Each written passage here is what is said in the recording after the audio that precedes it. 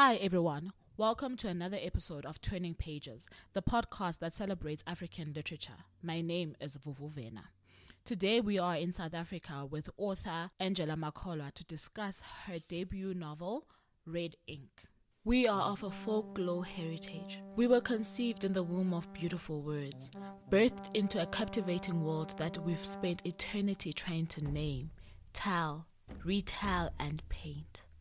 Wrapped and cradled in stories, intsomi namabali. Our words create worlds. They transport, they mirror, they convict, they give lashings and hugs. They create and can never be undone. To hide between the pages of a book is to find pieces of yourself before you even were. Welcome to Turning Pages, the podcast that celebrates African literature from the continent and the diaspora. I'm your host, Vuvu Vena.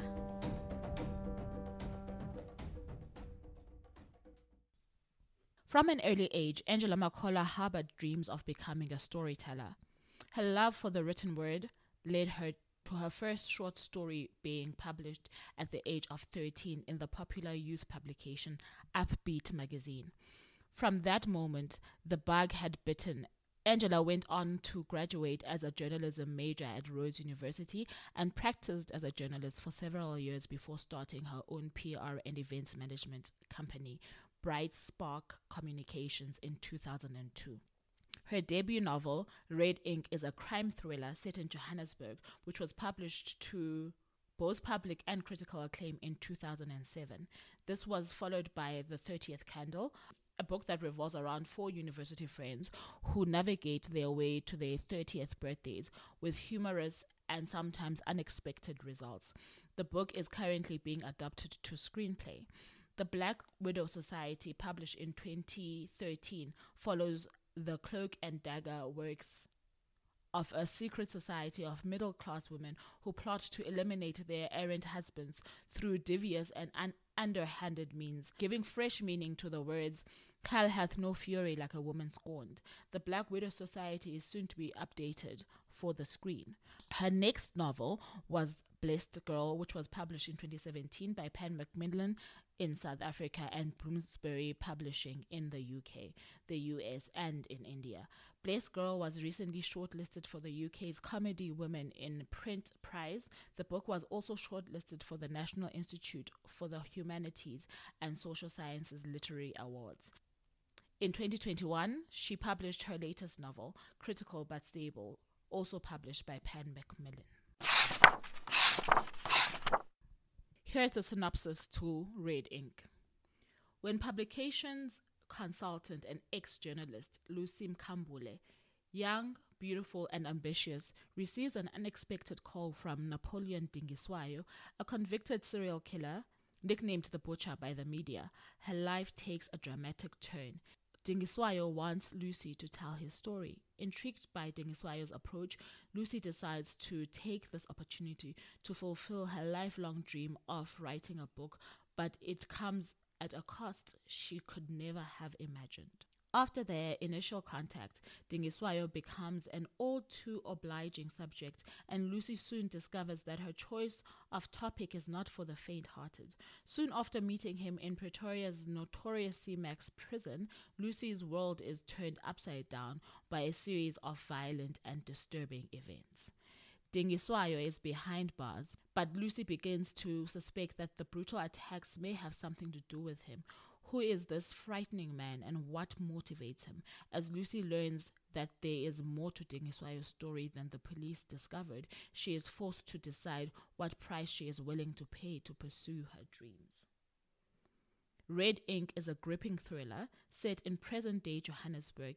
It has a distinctly local flavor and brings the city to life through all its contrasts and contradictions. The following podcast is a Black Bee Media production. Thank you very much for joining us, Angela. Thank you, Vuvu. I know we've been planning this for a while. I remember, I think you reached out to my publicist 2 years ago or something. So it feels kind of wild that this is happening now. Yes. So long.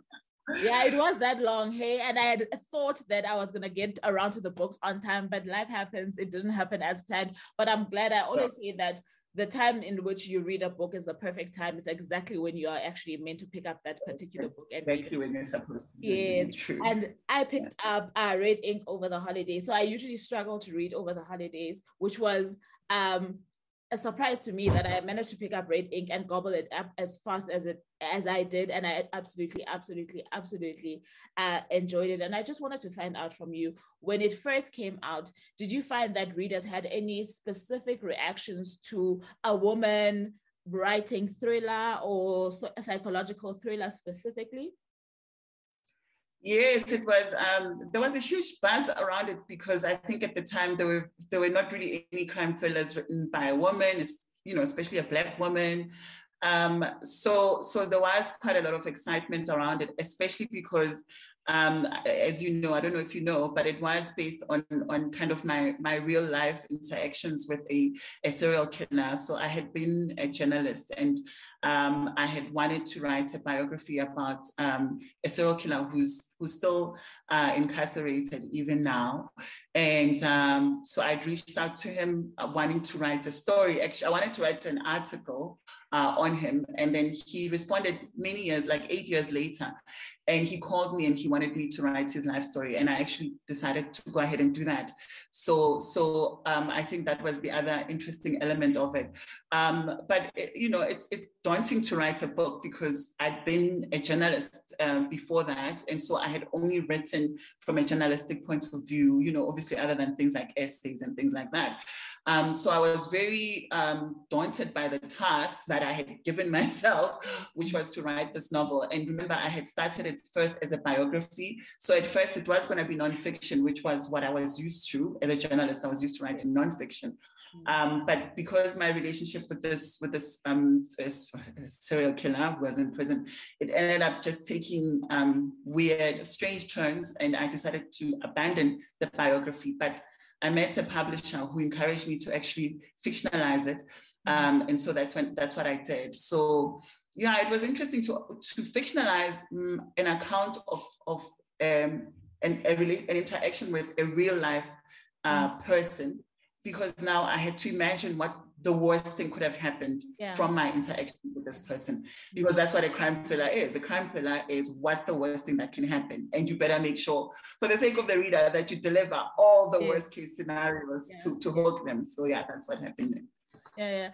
Okay, that's absolutely great, because I was going to ask why you chose to tell Dingiswayo's story through the craft of journalism. So you've explained that very, very, very well. And I like the fact that because now it gives me a different meaning. I wasn't aware that it was based on a true research, real life kind of story. So that gives a totally different spin to me, to the actual book that I was reading. Even though you did manage to fictionalize it, I think that if it is based on real interactions, that there's a lot that is not fiction in the book, as opposed to a purely fictional book, which is quite interesting. And so I wanted to understand, because we're talking about serial killer, but the serial killer had an obsession about women or around women, right? So with the conversations that keep coming up and resurfacing in South Africa around femicide, we are constantly hearing about how most of the time the perpetrator is somebody that we know. Taking into consideration, Dingiswayo as a serial killer was targeting women specifically, right? And these women were not necessarily, or his victims were not necessarily women that he knew. And we don't find ourselves being forewarned enough about the Dingiswayos of the world. What do you think that a story such as the one that you have told, especially now that we are aware that it is based on true events, does to that narrative of perpetrators of femicide or any form of abuse between the two genders are people that we usually know? Look, I think, when reporting statistics or reporting a phenomenon as disturbing as femicide, of course, researchers or sociologists will focus on the norm.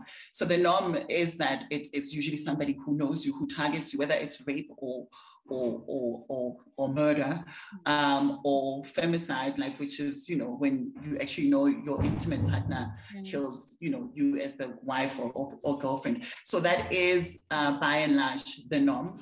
But we do know as well that there are psychopaths. I mean, for me, what drew me to this individual is the fact that I just didn't understand how somebody could be that evil. Because, so I think it was about getting into the mind of a psychopath, because that's what it is. That's what he is. He's not a normal person. Whereas, as much as I would not want to classify somebody who murders an intimate partner as not a psychopath, but that is there's a different psyche that is operating there. And of course, I'm not a psychologist, so I can't really delve into what that means. But this person is pure evil in the sense that he cannot distinguish between right and wrong. He cannot distinguish when he hurts somebody, he doesn't feel anything. He doesn't feel pain or shock or any of the normal human emotions that you would expect somebody to feel when committing those kind of crimes. So I think that is the distinction for me, that when we're dealing with psychopaths, we're dealing with a whole different kind of psychological makeup from the ordinary human being.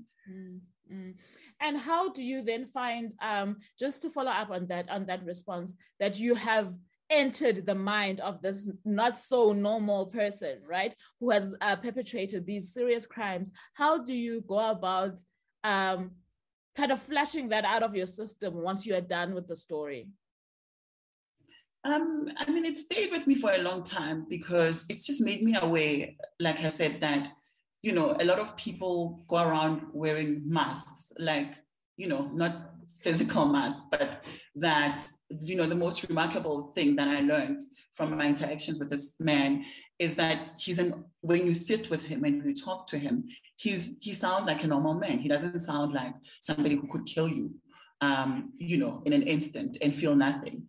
And so that is, I think, the most disturbing part of it, that these people live amongst us, and the fact that it won't be easy to discern that this one is a psychopath and this one isn't, because he's somebody who's charming. I mean, even now, I completed the project in 2006. My birthday was on the 17th of March. Every year since I interacted with this guy, he's still in prison. He's one of the first people who call me in the morning to say happy birthday. So does that not freak you out to some extent, though? It used to. I mean, of course it used to. And I remember this one time, and also just going back to, you know, the mind games that narcissists and, you know, people with antisocial behaviors have, is that I remember there's a year when he calls me often, to be honest, not like maybe 7 to 10 times a year. So he called me about when the presidential pardon was given to certain prisoners. He called me and he said he's so excited because the president he's one of the prisoners that have been granted a pardon. And so he'll be out soon. And of course, that is the one time when I freaked out, because I knew that the way he calls me, I'm probably one of the people that he's going to seek out when he's out in the world. So I did research. I checked everything to make sure that this person's lying, because I did suspect that he is. But it shows you that as much as this person has been in prison for so many years, he still has that propensity to just mess around with you just for the sake of messing around with you. For kids, you know? That's pretty scary, and I really do hope like that you are putting things and measures in place to make sure that should it ever happen, that you are as safe as possibly can be. Because now your life is now becoming the fiction here, okay? Like, don't scare me. I don't, because the only way that it can happen is if he escapes from prison. So because his sentence is rock solid. I mean, he's been sentenced for many years. Yeah. Okay. At least there's that. So, okay, let me move on to a lighter question. So, Red Ink does span a number of different themes, among which is female friendships, which is something that I've noted that your books have as a strong theme, right? The books that I have read. What would you say is your desired messaging around this close-knit or relationship that women have with each other? Yeah, I mean, women, we have kind of a communal, I think, a communal way of relating to people around us. So a male friendship would differ from a typical female friendship in that it's a source of more than just that camaraderie of just going out for drinks or going out to play golf or sharing a special interest. It goes beyond that. It's almost like a sisterhood. I've personally benefited from that, not only just as a young woman when I was coming up in the world, going through all the trials and tribulations of life that we all experience, relationship trauma and relationship highs and relationship lows and all of those kind of things, career setbacks, career highs. I just find that to draw from that well of support and goodwill. And I know people talk about a lot of toxic, and people have experienced, even I have experienced toxic female relationships. But I think I'm one of the people that are blessed to also have received that well of support and warmth and love. And it's just such an amazing thing because, you know, as women, we really do evolve through life. We literally just change so much through the different stages. And it's just good to know that there's people who are rooting for you. And as I said, we do have that communal way of relating to each other. And it's something that I think is worth celebrating, you know, especially now with the world becoming so distant, because now everything is online and social. So we're losing, obviously, those social ties. So I just think it's important to just kind of always remember that is something that we have. It's not something you have to buy. You have to join Tinder to get it. You know, it's just there in the world. You just have to draw from it and just find your tribe of women, that the tribe of women that you belong to, that is there for you, and that you have those common values and common ground with. Yeah. And that does, like I'm saying, come through a lot in your relationships, character relationships between friends, right? Female friends specifically. You do get a sense of that warmth, that tribe, that thing that is not just surface. I feel like you always go in deeper when you talk about, or when you bring those characters together. There's always a sense of warmth. There's always a sense of family, like you're saying. There's always a sense of these are probably lifetime friends. You don't get that thing of, oh, okay, this is just a fleeting engagement that will pass. You do get a sense of this is the true nature of friendship. And I do think that as women, we need to start seeing because like you're saying, you go through various phases of life, and at some point you are going to encounter what is known as a toxic relationship. And I do think that as part of your realization and navigation through life, you do need to see healthy friendships on paper. And I do think that you deliver when you do show us that part of their lives.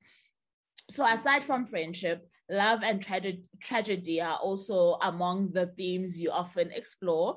Those couples who do make it give off a sense of happy for now. Would you say that you believe in happily ever after? I think that question. Yeah, look, I don't know if I believe in happily ever after, but I do believe that, you know, there is someone for every one of us. I'm talking from a romantic relationship point of view. But I don't believe in the happily ever after that's in the fairy tales, the kind of, you know, washed rosy and rosy. Life is great all the time. I do not believe in that, because unfortunately, I'm yet to see it in real life, but I do know that you can find somebody that is for you, a soulmate. For me, that a soulmate is somebody that is not only a lover, but a friend, and somebody that just has your back. You know, I think that's the most important thing, that somebody, you finding that love is about finding somebody that will become a lifelong companion. So somebody who won't compromise you, for instance. It's little things like that, because the love, obviously, it's a chemical reaction. It's the excitement, the butterflies. It's literally your body reacts almost like you've taken a drug. You're elated, you're giddy, you're excited, you can't even, your feet can't even touch the ground. And that, because it's a chemical reaction, it's gonna pass. And so when it passes, it's about what's left over once that giddiness is gone. And so for me, when I think about just long-term love and all of that, I think about finding somebody that will ground you, that will have your back, that will love you even when the hair falls off and you go through whatever, my teeth are getting a gap now. I don't know what's happening. The person that will stay beyond that, that's the person that you want. Yeah. I hear you. Okay. I hear you. Because I'm just trying to think that, like I'm saying, there are certain themes that run throughout your books, which I like because it's consistency, right? And I think love is one of those. And like you're saying, you do match up your characters with some of your characters with people that you can easily say, okay, maybe this would last forever. But you don't say that to us. It's as if you're saying, all that matters is that they are happy and they are happy in the now, right? So it got me wondering, like, do you feel like you can't say, tomorrow they'll still be together and still be this happy? And you've explained it well, but it was a curiosity that I had. Okay. I can't believe I come across as such a cynic. It does come, especially like I was saying, that there is love and there is tragedy, right? And like I'm saying, in the books that I have read, within those romantic relationships, because you bring across so many different point of views, there will be those whose love will stay and there will be those who experience something tragic. So if there is going to be tragedy, you are going to come across somewhat as they've met the perfect, no, they're gone. Their perfect person is now gone. And it is true in Red Ink as well, right? We do experience that. Sorry? No, I'm saying yes. I think it's more stark in Red Ink because, she's with somebody that she really likes, but they're both kind of in denial about how much they like each other. And then once they seem to be railing around like this realization that this could be like the real thing, then, she kind of loses him. So, yeah, I think And we also lose it. Do you understand? Because we are there with them. We're like, yes, finally. You're rooting for them. As the reader, yes. And so when it happens, we're like, why? To you, yes. I am sorry to be such a cynic. Just when you're thinking, yes. Yes, and it makes sense, and she deserves this, and it's, and you're like, no. I'm sorry, guys, life is not always rosy. That is true. Like, we know, okay, we've read Red Ink, we know life and love will not always be rosy. You have taught us, don't worry. We get it. So bringing in the other part of the psychopath, which is the brother, right? So I want to ask you which parts are fiction, which parts are not fiction, because I feel like now that we know that there are parts that are not fiction, it's part of the excitement of the reading. So the brother, though, like, was it not enough to have one psychopath in your story? No, but remember, what drives the narrative are all those plot twists with strange things start happening in her life immediately when she starts visiting this person in prison. So the question for the reader is Napoleon kind of pulling all these strings while he's behind bars, and I think that's the disturbing thing. And I think, when you're a crime writer, you feed on fear. I mean, obviously, like that's what moves your story forward. And fear is something that all human beings have, especially as South African human beings, because there's so many threats, in the world that we live in. And so I had to think about, when I started going to see, his name is Moses Sithole. Okay, so when I started to go and see Moses, one of the things that I asked myself is, what if he can do things outside while he's inside? What if he can call somebody and say, hey, follow her? Like, I remember one time I was coming from prison, from prison to visit him. And I just thought, what if this person is, describes me and tells somebody, follow this person, because he also, like the book, he also started kind of developing a bit of an obsession. He would write me love letters and things like that. So I had that fear. And so when you're writing for a crime fiction reader, of course, that's what you want to give them. You want to give them what's the worst thing that could happen. So if our protagonist, our antagonist is in prison, there's not much he can do because he's behind bars. So you've got to find what is the thing that is in the world that would render as much fear, not only in the reader, but also in our hero, as what's in prison. So having not only a brother, but an identical twin, obviously that's the worst thing that can happen.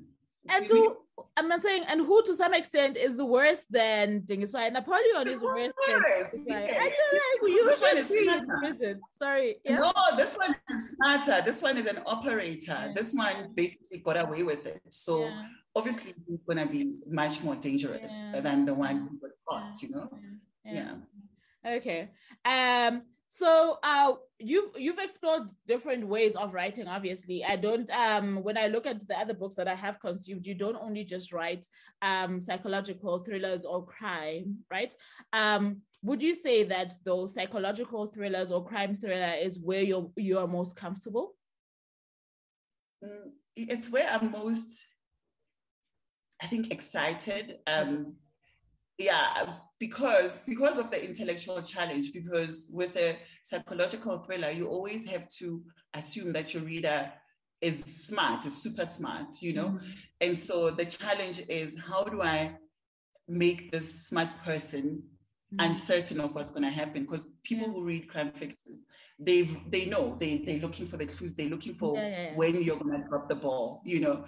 So it's kind of a cat and mouse that you play with your reader. And sometimes you get it right, sometimes you don't. But I like it. I enjoy that intellectual challenge. Yeah. And like you're saying, it is a very interactive read. And perhaps that's probably why I also couldn't put down Red Ink, because I wanted to know what comes next. I wanted to know if the things that I made up in my head are similar to what the author is also thinking. I also wanted to know, how bad can these brothers get? Like what worse could happen, you know?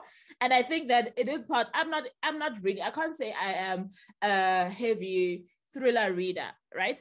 So when I did get that excitement from reading the book, it was really quite gratifying for me, because that's the reason why I kept like not wanting to put it down. And like I'm saying, I don't usually read a lot during the holiday season because it's always so busy. So I snuck in the time to make sure that I know what happens next, you know? Like while I'm crying, yes. Exactly. While I'm running the bath water for the kids, what's on that next sentence? I need to know. So that's a mark of a great thriller, I think, and especially from somebody who doesn't consume the genre a lot. It didn't get to a point where I felt like I'm so bored. Like really, I absolutely know what's gonna happen next. I had my fears, don't get me wrong, because like you're saying, you do drop the clues there. I had my fears, but I was like, I'm just hoping. I'm really hoping this is not going to be it. And like I'm saying, the tragedy did really... Character when you said this, okay, this might be a spoiler. Let me know. I was going to ask you, which character were you most sad to see go? But I'm not going to ask that question because it's a spoiler for those. Okay, but I think I've already hinted to you, though, that there was a moment that I felt like this tragedy is not necessary. Why are we doing this? But yeah. Why that to deserve it? So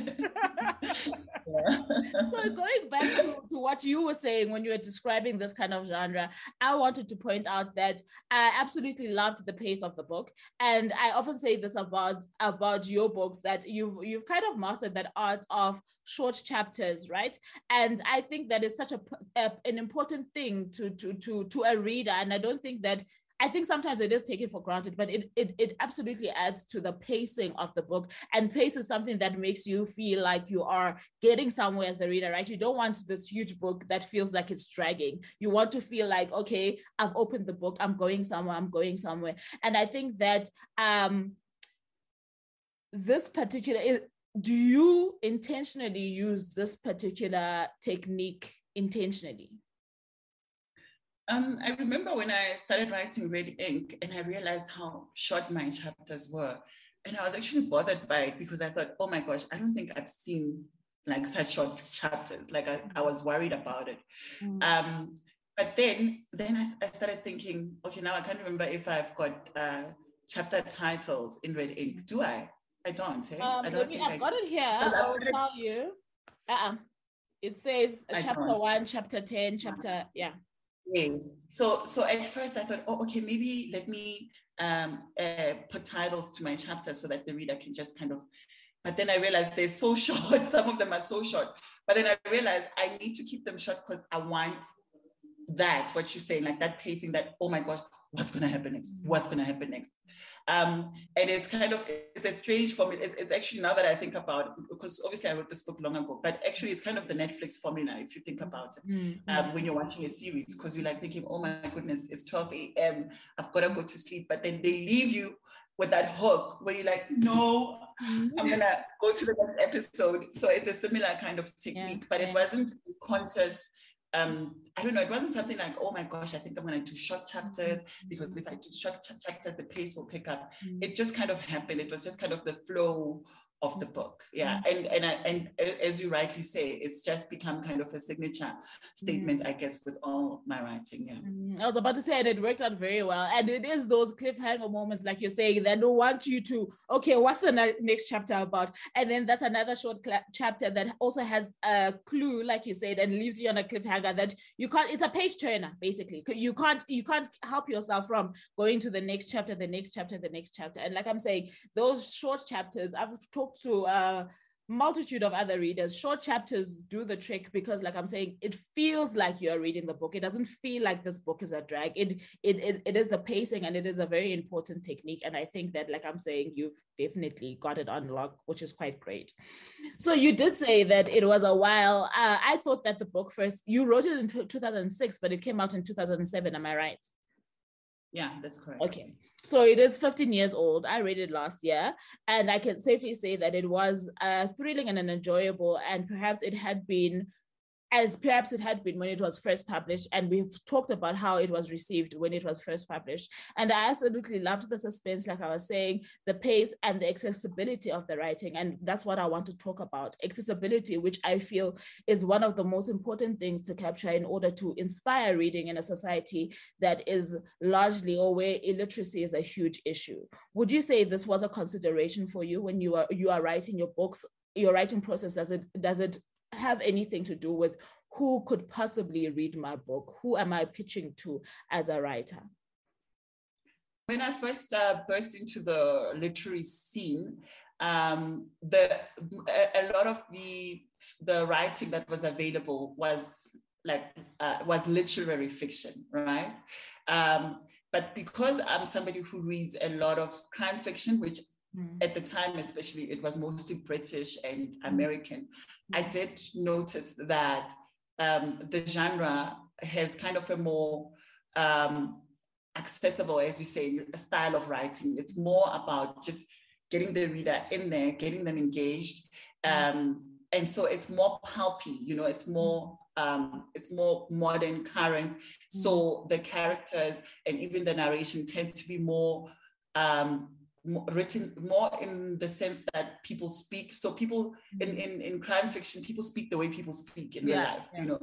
People are not trying to be super eloquent, and and it's descriptive, but the extent of description is not as lengthy, for instance, as in a literary novel, right? Yes. So the focus is less on spending, many paragraphs or sentences, kind of giving that sense of place, or giving a sense of, background or character.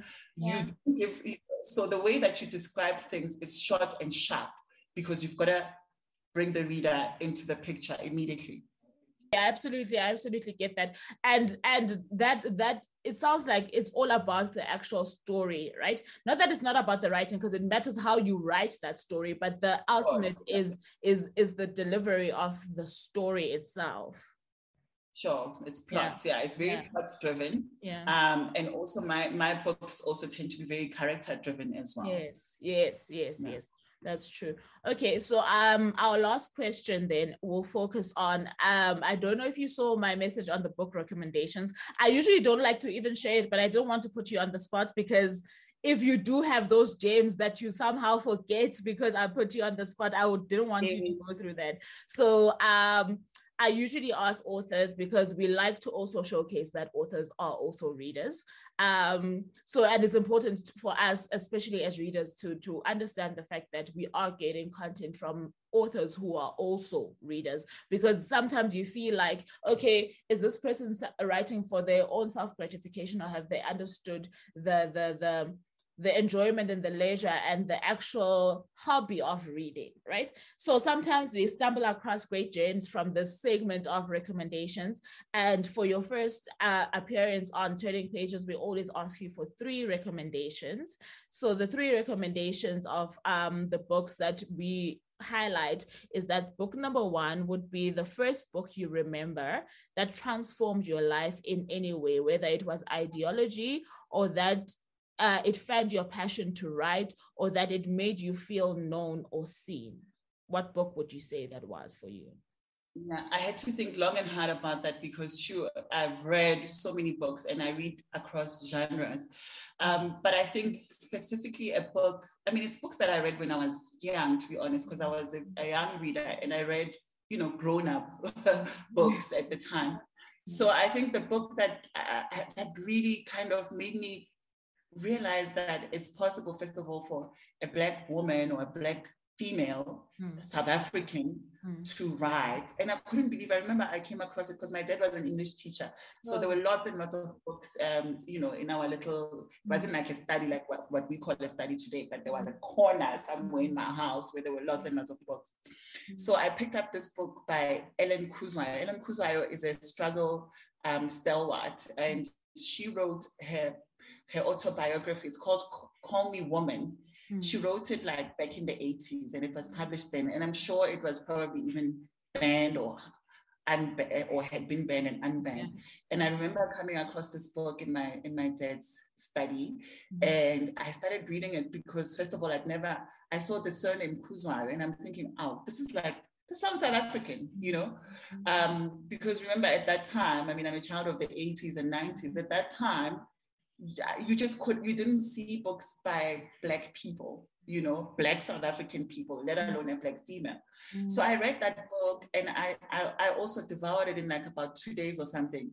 And, I couldn't believe this woman's struggles, but also I loved the way that she articulated herself. She articulated her story because it sounds ridiculous now because there's so many of us writing. But at the time, I felt, because there was such a lack of this kind of literature, I felt like it doesn't exist. I felt like Black women can't write, they don't write, they don't have the means, they don't have the wherewithal. I just didn't think it was something possible. So after I read that book, there was something in me, and I remember I've been wanting to be a writer since I was 14. So I don't know how old, I can't remember how old I was when I read it, but there was something in me that kind of just kind of crystallized this thing as like a real possibility, Yeah. And what you just said really hits the nail on the head on the matter of representation, right? Representation is not just in the characters that we read in the book, it is also in the people that write the books, right? We want to see ourselves as often as we can so that we can start believing that it is also possible for us in certain spaces. It's not necessarily just in, so what I'm trying to get at is that an author can write about a Black female engineer for that one child to be inspired to say, okay, you know what, I could become an engineer if Angela can think up a Black female engineer in her book, right? So those things, like you're saying, they become those light bulb moments because you don't think it's possible until you actually see it happening, whether it's fictional or it's nonfiction. When you start seeing it, because that's the trick of reading, right? Is that imagination and what it unplugs in your mind. When you start unplugging those lies in our heads through representation, then it becomes something that can become a reality. So representation, it really meant, because I remember at that age, so the books that I read would be like your Nancy Drews, and I think we all read this book. But I think what I was always drawn to books with strong female characters. And so I used to love adventure books, but I particularly loved adventure books where I could see girls doing stuff like, they were not waiting for the boys to kind of figure out what the puzzle is or what the crime is. They figured it out themselves. And that's always like just been those little markers that shape the person that I am and the way that I write and the characters that I write. That is so precious, actually, and it's a precious memory to keep and to store wherever you need to store it, because it is literally like an awakening. It's you realizing that, wait a minute, something here was not true, and somebody else has actually just shed the light into something that is so undoubtedly true, if you get what I'm trying to say. Like it obliterates the lie so much that it can never come back, you know? The stereotypes and the stuff that we were all over, like in media and in society, yes. Yeah. Okay, so the second book is the first noteworthy book you read written by someone like you. It could be the same book. If you've got another one, there's welcome. Oh, I've got another one. Oh my gosh, I never get tired of this. And I think, you know, this author has, you know, they've drawn all kinds of controversy lately. But I remember when I discovered her, it was like, she was a gem. She's also an African author, Chimamanda Ngozi Adichie. I mean, there's so much said about Adichie these days. But when I read Half of a Yellow Sign, for me, it was so transformative. I just, again, first of all, I was just lost and quite taken by just her lyricism and you know, just her particular style of writing. I thought it was quite a lot of what she wrote about was profound, but the way that she wrote it was incredible to me, and I still admire her to this day.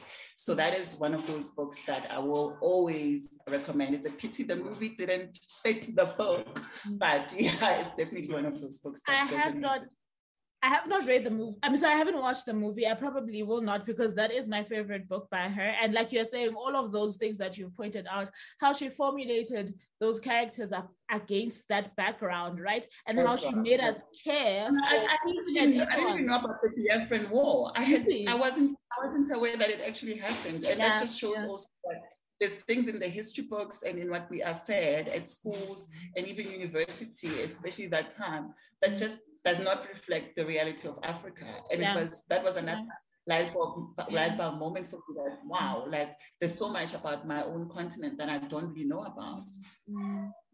And that's the pleasure, I suppose, of this, what people would see maybe as a new wave of people being so interested in African literature, because even Turning Pages is dedicated specifically to African literature or literature by African people in their diaspora. And I think that this new wave is also people acknowledging, like you're saying, that we are learning things that we feel we should have always known about our kin who are in our neighboring countries, that we are also shocked about the things that we are finding out, for example, in books by Zimbabwean authors, that we are like, yeah, this happened here. Like, why didn't anybody alert us to this? And the discovery, I think, is what people have held on to, and the knowing of each other, because we get to know each other through fiction as well. So it's really been an incredible trip. So the last book that we would like you to recommend is a book that you will recommend until your dying day. It's the one book that you feel everybody should read. Oh my goodness. The book that I feel everybody should read. If Half of a Yellow Sign is one of those books that I feel everybody should read. For Black girls, the book that I really enjoyed personally is this book. I'm not a big biography person, but what I loved about this book is so the book is Becoming by Michelle Obama. Yeah. Yes. What I love about Michelle Obama's book is that she's a Black woman who's always defined herself by like her intellect. She's always believed in her intellect as a tool or a value that would get her anywhere in life, that would open doors for her. And she's always had kind of like an unabiding belief in the fact that, you know, if I empower my mind, if I just feed my brain and never falter and never doubt, you know, my ability to move in spaces that are closed to women like me. But if I just stick to that plan, I will overcome, and I'll be able to change not only my circumstances, but the circumstances of others like me that are around me, like, you know. So that is what resonated with me the most about it. And the fact that it's so common for women that are really brilliant to kind of fade into the background because, you know, they are behind this very powerful man or powerful male person, that we often forget that what actually propels some of these men to those seats of power are the women that are behind them. And it's an old cliche that behind every successful, but she's proof positive of that. And I think there's so many women that have been in the shadows. And what's also very powerful about this book is that she didn't stay in the shadows. She didn't necessarily say, okay, I've made it this far, I'm a lawyer, and this. She was a first lady who was vocal about things and who spoke her mind. And I think that's a very powerful thing, especially for Black women everywhere in the world.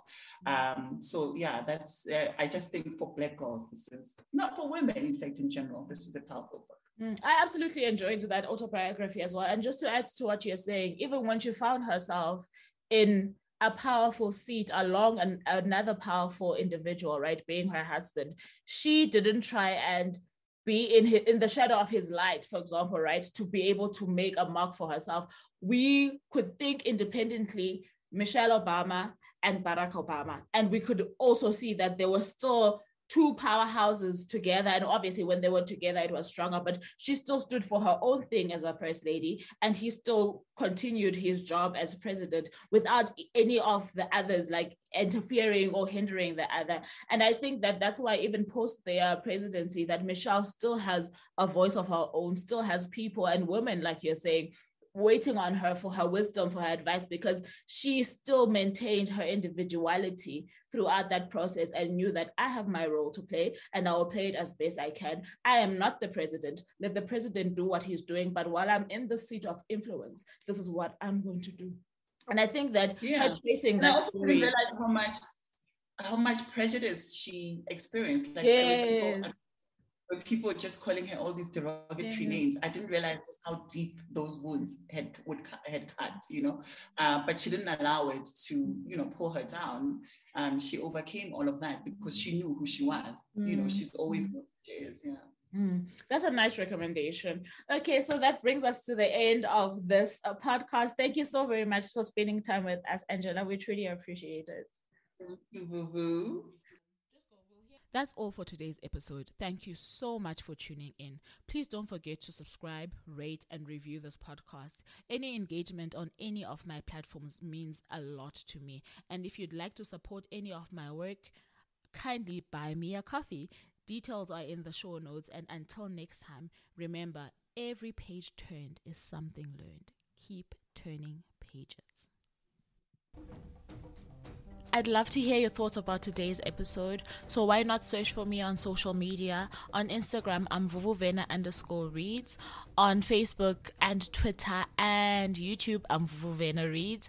And you can also find me on my website, which is www.vuvuvenareads.com. And until next week, I really do love you guys. Bye now.